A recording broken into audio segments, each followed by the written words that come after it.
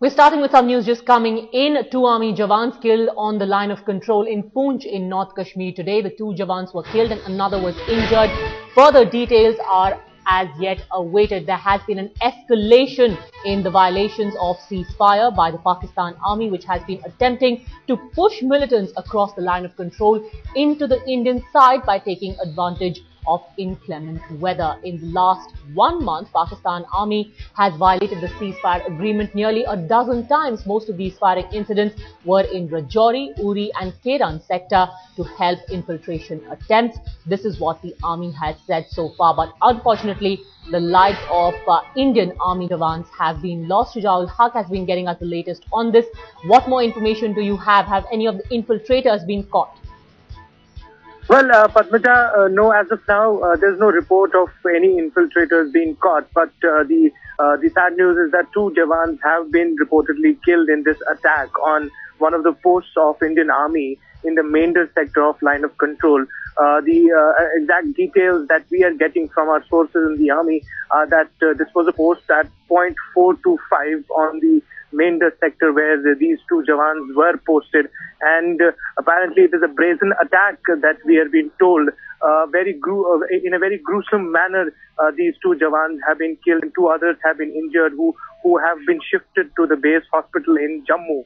Remember, this comes, just a day after there was another similar incident in on the line of control in Uri sector, in which Pakistan said that because of the firing, one of their jawans was killed. So clearly, the escalation between the two forces on the line of control seems to be increasing off late, as you were pointing out. And there's a lot of times both the armies keep blaming each other for unprovoked firing. But yesterday, what happened in Uri, Indian Army was very certain and came out very strongly and said that it was an unprovoked firing incident, because of which they had to retaliate. But today's incident clearly a very big shocker, because two jawans have been killed in this firing one. Absolutely. And Shuja, we've seen repeated provocation, repeated violations of the ceasefire by the Pakistani army, who in fact tried to pin the blame, like you had reported on Sunday, on the Indian army for firing at their post.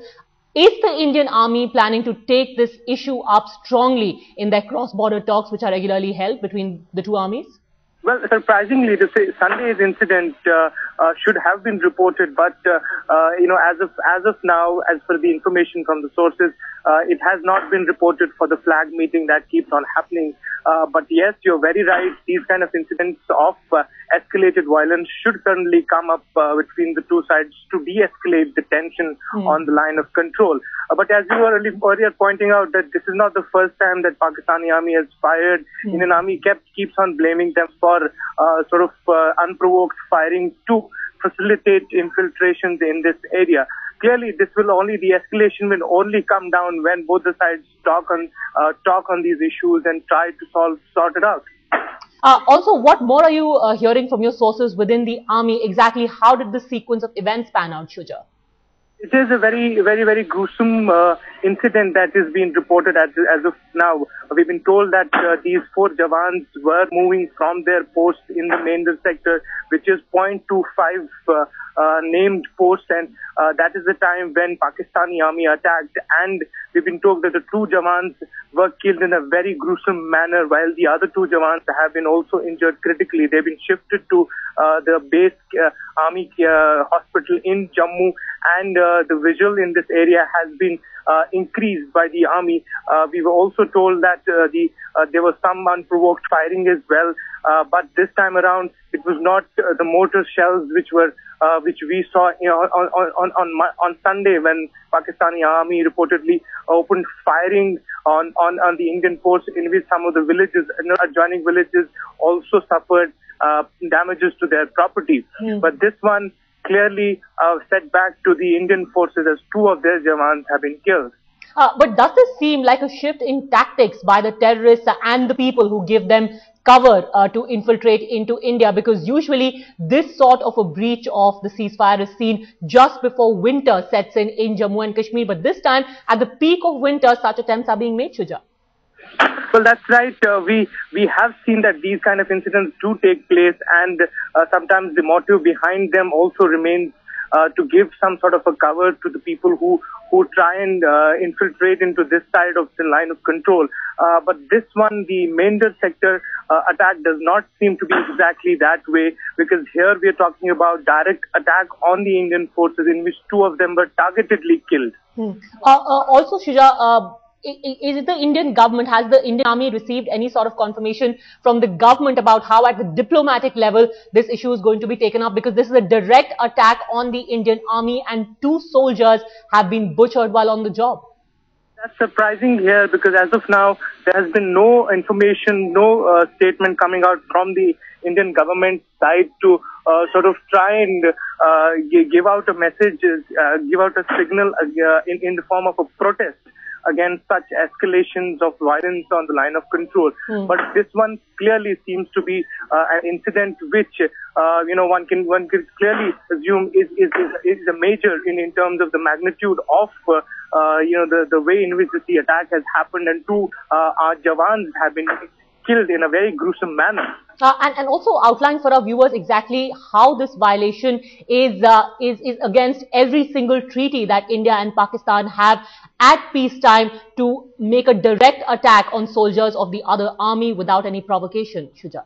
This is an absolute violation of the ceasefire treaties that have been in place between the two sides on the line of control. For past at least 4 or 5 years, both the sides have been seeing some sort of a relative calm because of the ceasefire treaties that have been signed between the 2 sides.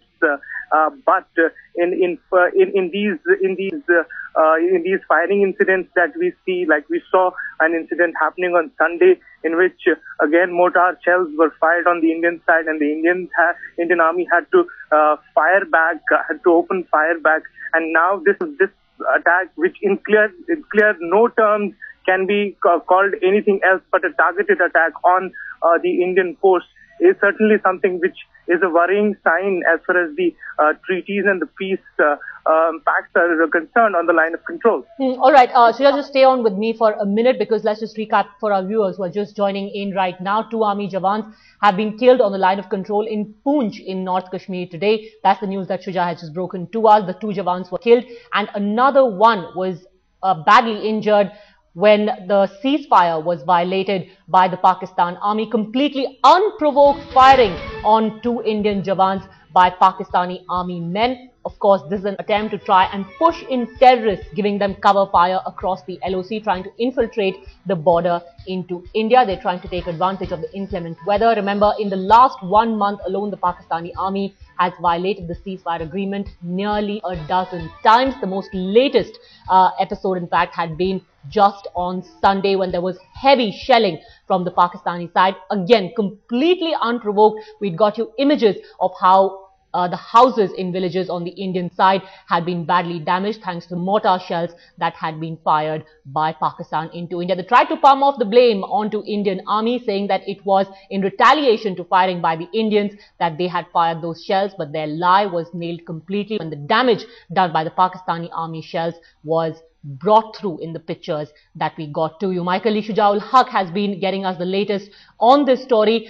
Any reaction yet from the government? It's quite early yet, but any reaction at all? Well, to be fair, it's quite early for the government to react, but as of now, there has been no reaction from either from the state government or the government of India on this incident. But looking at the magnitude of this particular attack, looking at the manner in which this attack has taken place, clearly it warrants at least some sort of an action, a stern action from the Indian side. Some message needs to go across to make sure that there is some de-escalation as far as the violence is concerned on both sides of line of control. Absolutely, and more importantly, Pakistan will have to answer for the completely unnecessary death of 2 Indian army jawans. They do not deserve to be butchered in this way while they're just doing their job, guarding India's borders with Pakistan. But tell us about the situation right now. Has the firing stopped, or are they still continuing with their intermittent firing right now, Shuja? No, as of now, the latest reports that have come from the area suggest that the firing is not going on, but certainly the tension prevails because the manner in which the two jawans have been found killed is clearly something which will increase the tension between the two sides, between the two armed forces regarding the line of control. So clearly the tension still remains in the area. As of now, no reports of more firing from the place, but a very, very gruesome incident. Most of the people reporting this incident from the actual ground zero are clearly telling us that the two soldiers were killed in an absolutely gruesome manner. Butchered is the word that we can use for it. All right, Ashuja, just stay on with us because Headlines Today's defense correspondent Shiv Arul also joins us now. He's been speaking to his sources in the Ministry of Defense and the Army headquarters. What more have you gathered, Shiv? The Mankot area in Poonch, Padmaja, this was an area domination patrol that was actually returning after a particular operation in that particular area in Poonch, when they actually came across a number of people. Apparently they were wearing black patkas on their heads, and when they were challenged, they were ambushed. So this particular area domination patrol was actually ambushed by those people. Now the scary part is there is confusion about whether these were infiltrators or Pakistan Army regulars. Huge difference, obviously, because if these were infiltrators, then those are terrorists who keep coming into Jammu and Kashmir from the Pakistan side. But if they were Pakistan regulars, then they've actually crossed the border and entered Indian territory to mount an attack. Remember, just a couple of days ago, there was a skirmish in the Churunda area in Jhelum sector where a Pakistan jawan was allegedly killed because of an Indian crossfire. What you're seeing now is a much more audacious attack where two jawans have tragically been killed in the line of duty. We're going to get more details about precisely what happened, but this takes it to a whole new level, and tensions are clearly going to rise. The Deputy High Commissioner of India in Islamabad was actually summoned about what happened 2 days ago in the Jhelum sector. We're going to have to see now how the government reacts to this. We do understand from our sources that the Director General of Military Operations in South Block is on his phone right now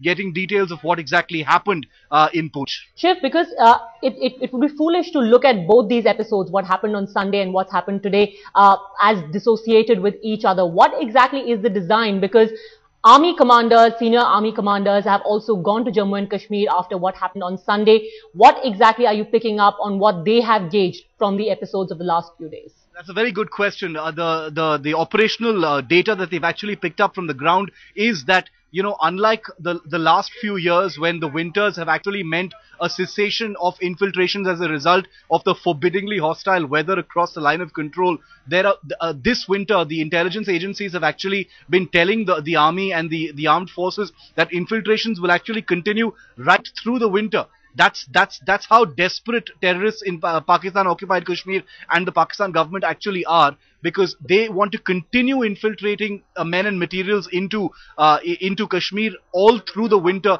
taking advantage perhaps of a lowered guard as far as India is concerned, and relative peace in the valley compared to the last few years. What happened in Jhelum sector, a couple of days ago was a repeat of what happened in October, in November, and through much of December, when firing happened across the line of control in several different sectors. You're bang on, Padmaja, when you say that none of these acts can be dissociated from one another. They're all part of one large design to actually replenish strength of terrorism and militancy in Kashmir before the weather gets really, really harsh, towards the later part of this month and the early part of February in Jammu and Kashmir, when things will be even more difficult. But right now, the art, what they're doing right now is very simple. Cover fire by the Pakistan Army and Pakistan Rangers to get terrorists inside Kashmir, and that's precisely what's happened here. Shiv, a final question, because you're talking about the change in tactics at a time when usually there's been a cessation of activity from the Pakistani side. We've seen continued infiltration. Is there a feeling within the army that India hasn't taken up the case very strongly? We've seen repeated violations of the last few months, but in interest of bilateral ties, this issue hasn't been pushed strongly enough by India with Pakistan?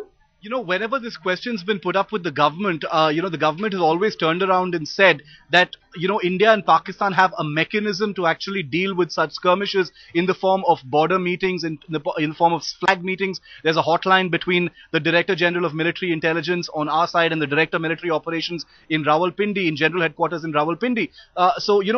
Whenever that question's been put to the government, it's never really mattered to them. There are, of course, concerns. You're absolutely right. There are concerns within the army that the government hasn't taken up these issues, at the highest levels. The simple fact, Padmaja, is since the November 2003 ceasefire was signed between India and Pakistan, there have been hundreds, I'm not exaggerating, hundreds of violations of the ceasefire from the Pakistan side. Not once has India fired first. There have been occasions when we've retaliated, like what happened 2 days ago when a Pakistani jawan was allegedly killed, but not once has India unilaterally violated the ceasefire. We've only fired in defense, in retaliation to what Pakistan has done. We've seen parliament questions. We've seen independent data verify that in 2011, 2012 alone, there were 70 occasions on which the ceasefire was actually violated by Pakistan. That gives you a fair indication of just what levels the Indian government has taken this entire issue to. Nothing's really helping. And perhaps that's the reason why the brutality of the attack has just gone up. Like you were describing, Shuja, let me get in our headlines today's correspondent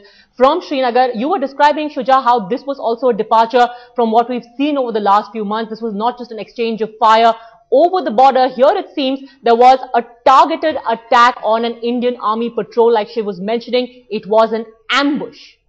Well, that's right. That's exactly what we are picking up from the ground zero.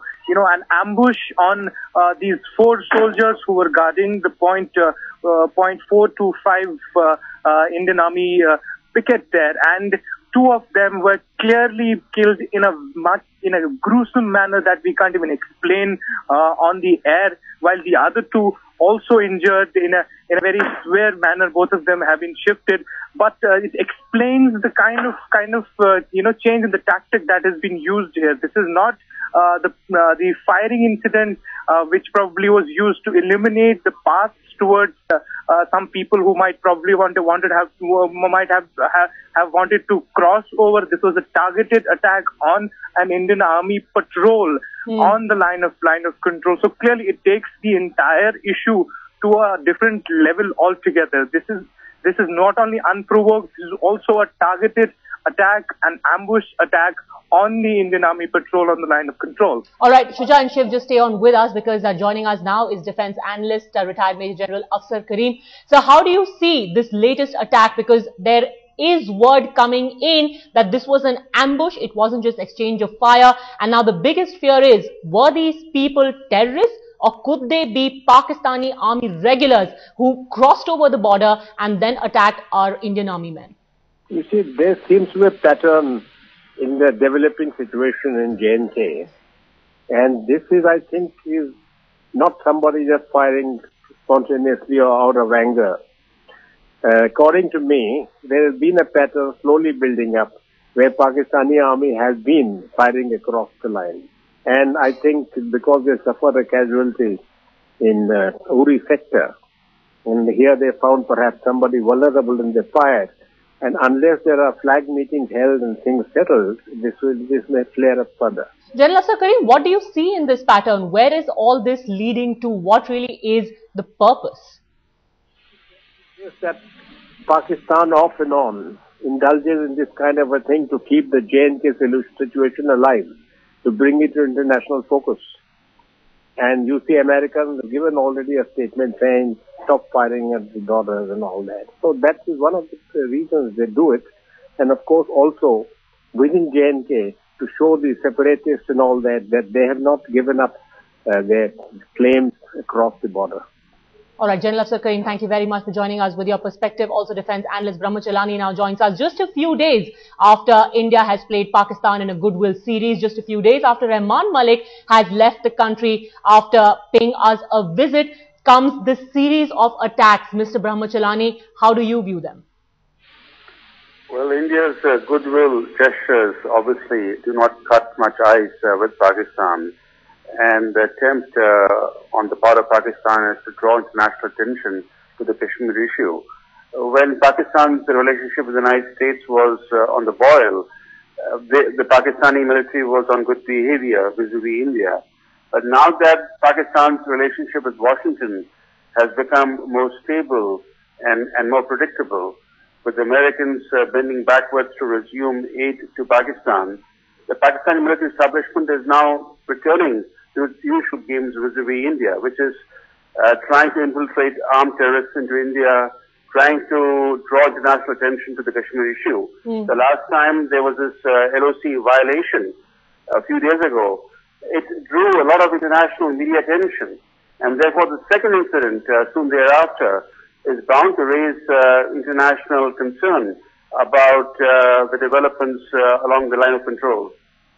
Mr. Brahmachalani, as someone who's observing the activities and in the entire region, do you think that before the withdrawal of the US troops from Afghanistan, this is a planned attempt by the terrorists in the region to make sure that the entire region is on the boil? I think right now the Americans are highly dependent on Pakistani cooperation in terms of executing the exit strategy from Afghanistan. So Pakistani military has considerable leverage vis-a-vis the United States, and therefore they believe they can get away by provoking India, by engaging in acts of violence, acts of infiltration of armed terrorists into India. And therefore the Indian military will have to be on the guard in the coming months, especially in the next 2 years, because the Pakistani military will exploit every opportunity to play its usual games vis-a-vis India. All right, Mr. Brahmachalani, thank you very much for joining us with your expert perspective. Former Vice Chief of Army Staff, Lieutenant General Raj Kadyan, also joins us now. Sir, this particular episode, our defense correspondent Shiv Arur has been reporting about how this was different. It was a departure from what is usually been happening. It wasn't an exchange of fire over the border, but was an ambush on an army patrol. How do you view this, and what should India's response be? General Kadyan? All right, we seem to have lost the line with General Raj Kadyan. I'd like to go across now to senior May Today journalist Dr. Manoj Joshi. Dr. Joshi, your first thoughts on what has happened today, a targeted ambush of an Indian army patrol by people who either could be terrorists or Pakistani army regulars. What more are you hearing about it? There is a change in pattern, and this could imply that certain amount of that an effort is being made to provoke the Indian side. On the other hand, this could be also part of the Poonch area. Even during the winter, it is possible to traverse the area and to infiltrate the area, because northern Kashmir is very difficult to come across in winter. So it could be a pattern of trying to push in terrorists, because this has become increasingly difficult throughout the year because of the fencing and of the systems that the Indian Army uses to keep them in check. But sir, I want to ask you specifically about the action this time. This wasn't just firing across the border. We've seen intermittent exchange of fire between both sides across the LOC. But from what we are learning, it was an attack in which 2 Indian army men were brutally butchered, if you can use that word. You see, the thing is that as far as the tactics are concerned, whether this was an attempt to actually attack the patrol itself, meaning there may be 2 different groups. One is attacking the patrol, the other is infiltrating. So it's very difficult to say this from a distance as to exactly what has transpired. But yes, if this is an attack on the Indian forces there, one has to presume that the Pakistan armed forces are also somehow involved. Because no terrorist group can move from that side across the line of control without the authorization of the Pakistan army. Sir, but is there a larger worry that maybe these were Pakistani army regulars who've crossed over the border and have indulged in this attack today? I didn't get you there. Sir, could there be a larger danger that it's Pakistani army regulars and not terrorists who have entered India under the cover given by Pakistani army men, but the army regulars themselves who've crossed the border into India now. Is that a bigger worry? See, that is entirely possible that this is a kind of localized clash between the Indian army and the Pakistan army. Because if you recollect, in the previous incident, the Pakistan army has accused the Indian army of crossing over and killing one of their soldiers. So it is entirely possible that there is something happening there locally, that the two armies are slugging it out, some kind of an incident that has occurred. All right, Dr. Manoj Joshi, thank you very much for joining us. 2 Indian Army jawans were brutally killed at the line of control in Poonch in North Kashmir today. These 2 jawans were killed and another was injured after an escalation in firing by the Pakistan Army. Remember, a number of ceasefire violations have been witnessed in just the last week alone. Of course, Pakistan has been trying to push terrorists across the LOC into the Indian side by taking advantage of the inclement weather. Remember, most of Jammu and Kashmir at present is snowed in. In about the last 1 month, Pakistan's army has violated the ceasefire agreement nearly a dozen times. Most of these firing incidents were reported from Rajouri, Uri and the Keran sector to help infiltration attempts. Captain Bharat Verma, editor of the Indian Defence Review, now joins us. He's a prominent defence analyst. He's with us on the phone line. Captain Verma, do you see this as an escalation in the activities and infiltration from the Pakistan side? What do you read into their designs? Pakistan is desperate, really desperate to allow infiltration, push people into somehow. They have been failing so far. The Indian army has a very good system and they are stopping this infiltration to a large extent. So they're desperate because they feel Kashmir is slipping away from the international agenda and otherwise. And they're very desperate to push the infiltrators in somehow to keep that agenda alive. And that is where the problem is. That is where the escalation is taking place. But Captain Verma, don't you think that this time it is not just desperation, it is not just an attempt to bring Kashmir into the international focus, but something more than that, the way this ambush was carried out, possibly by Pakistani army regulars? They ambushed an Indian combing party and butchered 2 Indian jawans. Yes. See, that is a retaliation for what happened 2 days back in the firing where a Pakistani soldier was killed. And so that's a retaliation. But their whole design is to push in infiltrators somehow, which they are failing by and large. And Kashmir, they appears to be slipping out of there and as a boiling point. And that is where the desperation is. Even though Pakistan army is stretched between Afghanistan and Americans and Indian borders and internal security, it's overstretched. But they want to keep this issue alive somehow, somewhere.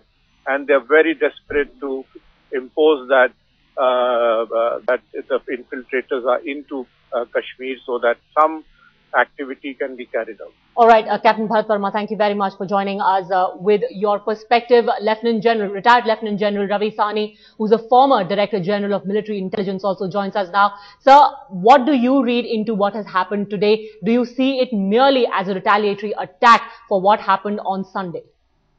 No, I don't think it is a retaliatory attack because this appears to be a deliberate effort to provoke once again. And it is absolutely ridiculous. In my view, you see, when there is an agreement in place to carry out such acts, it's something very, very strange and wrong, especially when this army is stretched, as was told by Bharat, between here against Afghanistan and their internal problems. They are asking for trouble, which we don't want to initiate. Actually, we would like this area to remain peaceful, and that is in their interest. So I don't really know. They are such erratic people at the different levels in the Pak army. One doesn't even know what is there in the mind. Well, I find that this type of a provocation is absolutely ridiculous. Why are they trying to do this? General Sani, do you also think it all boils down to the extremely soft approach that we've seen from the Indian government. Every time that any opposition has been made for continuing talks with Pakistan, the Indian government has shot it down, saying this is a very hawkish approach. But then this is how our goodwill gestures are reciprocated. Don't you think a sterner message should be sent out by India? I totally agree with you. Because every time you try to be reasonable with these people, they try to take it as a sign of weakness. And we have been horribly weak, need as far as Pakistan is concerned. They are required to be told in no uncertain terms that we mean business and they cannot continue to play with our sentiments. Now, I think this is the most cowardly way of doing things on a ceasefire line where there is agreement in place to pick up two chaps and kill them and injure other people. I mean, it is something which should never ever be acceptable to us. And you're right. Every time you concede some point to them, every time you try to be reasonable, they take it as a weakness, which we are not. Absolutely. Absolutely, sir. Not just playing with our sentiments, but also with the lives of our army men. Thank you very much, Lieutenant General Ravi Sahni, for joining us with your perspective. Talking about cowardly, Shiv, in fact, you've been speaking to your sources and they've outlined how cowardly this attack really was, practically snuck up on the army patrol party and killed them.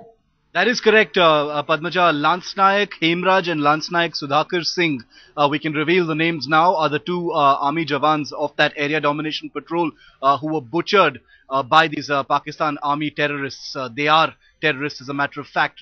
The Pakistan army soldiers is what the army northern command is telling us. They infiltrated into the Mendhar sector near Poonch at about 11:30 this morning, taking cover of the fog and mist in that particular area. They were heavily armed. We don't have a specific fix on the numbers of the Pakistan army regulars. The army is sure that they were Pakistan army regulars because apparently after the firefight, which apparently lasted about 25 minutes, they retreated to their own posts across the line of control. It was an extremely violent attack. They didn't just shoot them, they did a lot of other things to them, which we cannot really talk about here on television, but those details will be coming out. But Lance Nayak Sudhakar Singh and Lance Nayak Hemraj did apparently put up a fight, but they were butchered by these Pakistan army infiltrators. So here's the story, Padmaja. These were not terrorists. The army believes, and it has put out an official statement from Udhampur saying that these were Pakistan army regulars who've infiltrated into sovereign Indian territory and actually carried out this cowardly ambush on Indian army troops who were only carrying out an area domination patrol in the Mendhar sector. Apparently, according to the information that I am getting from my sources in Jammu, is that they saw an unspecified number of people traveling in the mist wearing black patkas, obviously trying to be in some kind of a disguise, and they were ambushed when they were passing through a particular place, and before they could even react, there was this hail of bullets. They were attacked by these people, and as they tried to retreat from that area while under attack, these two soldiers actually fell. And then what happened to them after that, when the unit had actually moved a little forward and then taking cover with that same weather condition, these soldiers apparently fled back across the LOC. All right, Shiv, just stay on with me for a moment because we're getting the first reaction from the MEA, the spokesperson, reacting now to what has happened in Kashmir. India is committed to the sanctity of the line of control in Jammu and Kashmir, which is one of the most important confidence building measures between our two countries. The ceasefire along the line of control has largely held since 2003 and is an important element in the confidence building process between India and Pakistan. I would also like to inform you that the DGMOs of the two countries have been in touch over this incident. And we would call upon the Pakistani authorities to ensure that the sanctity of the line of control is upheld at all times and to ensure that such incidents of unprovoked firing across the LOC do not recur. Thank you. Anything else?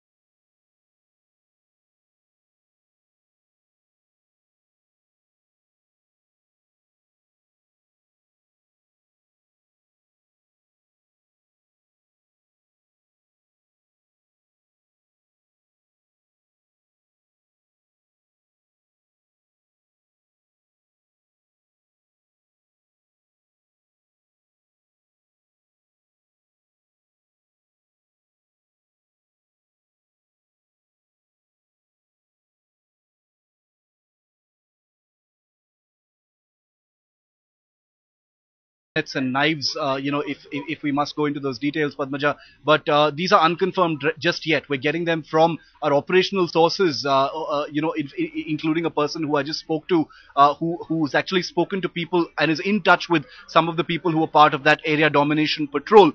I just a final comment on what Akbaruddin Syed Akbaruddin of the Ministry of External Affairs has said. He's used the word sanctity of the line of control and the fact that the DGMOs of both sides, actually it's DMO in Pakistan, how they speak to each other. I don't know how anybody can rationalize or reconcile themselves with an attack of this kind and still maintain that kind of diplomatic composure, because this is something that completely trashes all the mechanisms that India and Pakistan has. It is a complete joke on the ceasefire that exists between India and Pakistan. If a Pakistani soldier unit has actually transgressed across the LOC, come inside India and attacked Indian soldiers, that is a mini Kargil. Absolutely. And the bigger fear, in fact, Shiv, we'll also talk about this in detail on India Reports at 10. Could there be more of them? Could there be more to this story than meets the eye? In fact, Shiv, what more are you learning? Let's discuss this in detail. What more are you learning? Is there a credible possibility of more of these Pakistani army men at present being in India? Cannot be ruled out. It's a very good question. In fact, I put that question to my source on the phone just 5 minutes ago, Padmaja, and he says that there are combing operations happening to make sure that there are no Pakistan army soldiers or terrorists, nearly indistinguishable at this point of time, in that particular area, Mendhar, Poonch, as well as other parts of the line of control, to make sure that every single one of them has either gone back or can at least be captured. If they're still there, they're not taking any chances, because remember, firing of this kind is not just a provocation. It isn't just to make a point, or it isn't just revenge for what happened 2 days ago when, Nayak Aslam of the Pakistan army was killed by Indian fire. But it is also, remember, to serve a specific purpose, which is to provide covering fire for infiltrators, for terrorists, for mujahids to actually come inside India and to, perpetuate the terrorism that they have been inside Kashmir. So it serves a dual purpose. They're making a point, they're provoking India, they're taking revenge for what happened 2 days ago, and they're trying to facilitate the infiltration of more militants and terrorists inside India. Absolutely, and they're doing much more than that. They are actually getting Pakistani army regulars to cross over the border and come into our country. Like you mentioned, Shiv, there is the very real danger that this could be another mini Kargil. What are you learning from the army headquarters, Shiv? Because the government seems to have come up with a completely lame response. All they're talking about now is the sanctity of the LOC. 2 soldiers already dead, possibility of more Pakistani army men being in India at present. Are there actually going to be only these platitudes, or at least we expect some back channel talks with Pakistan to ensure that this situation is calmed down?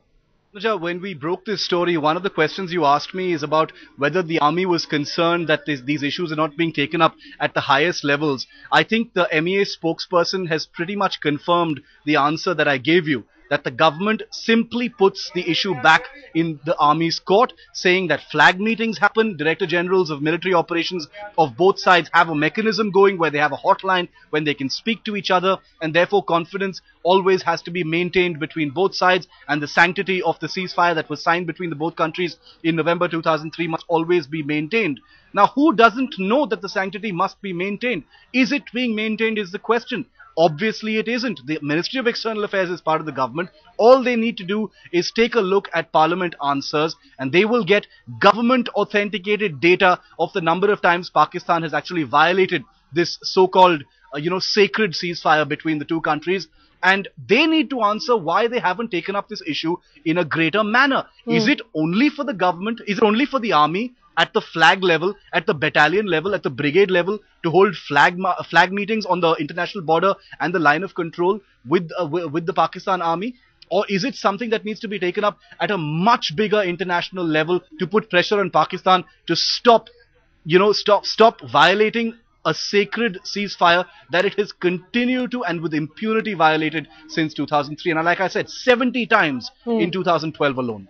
In fact, because that's exactly what Pakistan is trying to do. They're trying to internationalize the Kashmir issue again and again, trying to bring the spotlight back on the issue. Speaking of intelligence, which you'd elaborated on earlier, Shiv, did the Northern Army Command have any intelligence that such an attempt could be made in the near future?